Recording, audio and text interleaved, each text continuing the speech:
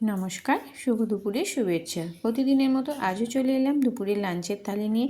চলো আজ দুপুরের লাঞ্চের থালিতে আমি কী আয়োজন করেছি তা তোমাদের সাথে শেয়ার করে নিই। প্রথমেই দিয়ে দিলাম গরম গরম ভাত।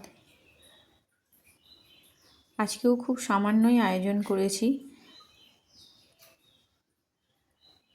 তো ভাতটাকে বেড়ে নিলাম। করেছি হচ্ছে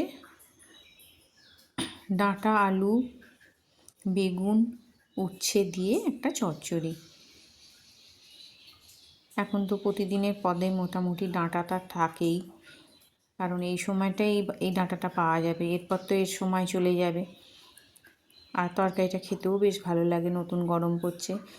করেছি বেগুন ভাজা, একটু আলু ভাতে দিয়েছি, আর করেছি মাছের মাথা দিয়ে ডাল। ব্যাস, আজকে এইটুকুই আয়োজন।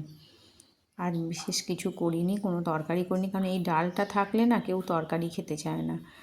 তো ওই জন্যে ডালটা করলে কি তরকারি অত লাগে না। একটু আলু সেদ্ধ দিয়ে নিয়েছি, আর তো আছে 1 গ্লাস জল।